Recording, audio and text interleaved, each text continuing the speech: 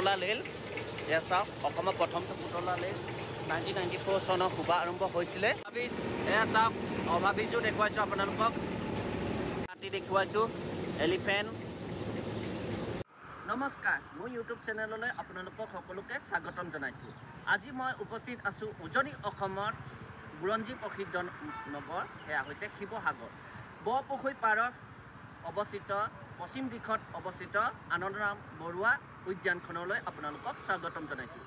আৰু মোৰ পিছফালে দেখিছে অসমৰ প্ৰথমটো পুতলা ৰেল এয়া দেখিছোঁ আপোনালোকক অসমৰ প্ৰথমটো পুতলা ৰেল এয়া 1994 চনত শুভাৰম্ভ হৈছিলে এই ৰেল লাইনটো এয়া দেখুৱাইছোঁ কি সুন্দৰ ৰেল লাইন এই সুন্দৰ ট্ৰেইন দেখিছেনে একদম ঝক ঝক ঝক ঝক ৰেল গাড়ী যায় মইনাহঁতে ডবাত উঠি পিলিক পালাক চাই সঁচাকৈ সেই কবিতাটোলৈ মোক বৰ মনত পৰিছে আমি প্ৰথম শ্ৰেণীত পাইছিলোঁ নহয় জানো আৰু সেই ৰেলগাড়ীখনৰ দেখুৱাইছোঁ চাওক 10 টকা দি আপোনালোকে টিকেট ক্ৰয় কৰে আৰু আপোনালোকক দেখুৱাইছোঁ শিৱসাগৰ জং শিমলুগুৰি জং গম পাইছে ন এয়া এতিয়া আমি যাত্ৰা আৰম্ভ কৰিম শিৱসাগৰৰ পৰা ডিব্ৰুগড় হৈ তিনিচুকীয়া হৈ লামডিং ফৰকাটি গুৱাহাটীলৈ আৰু ইঞ্জিনটো চাইছেনে একেবাৰে যেন হিমালয় দাৰ্জিলিং হিমালয়লৈ মনত পৰিছে ঠিক তেনেকৈ লামডিঙৰ পৰা বৰাক উপত্যকালৈ যিটো মিটাৰ গছ আছিলে এইটোলৈ মনত পৰিছে আমাৰ মাজত উপস্থিত আছে লোক পাইলট এয়া আপোনালোকক চিনাকি কৰাই দিছোঁ লোক পাইলট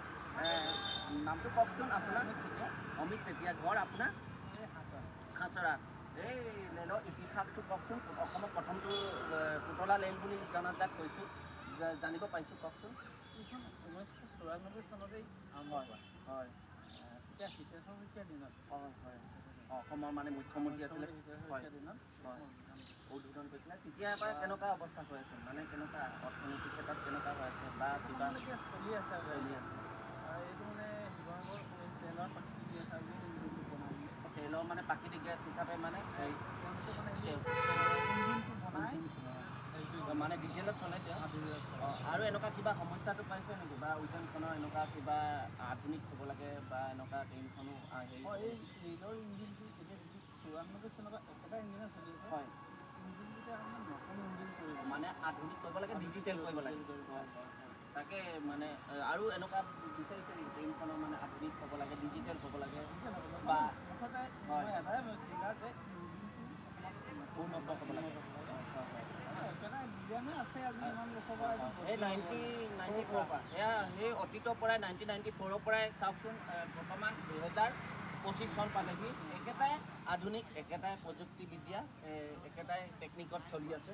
এনেই কেইপাক ঘূৰাই দুপাক ঘূৰাই আৰু টিকেটৰ মূল্যটো ক'ব পাৰিব নেকি গাঁৱৰবিলাকত 10 টকা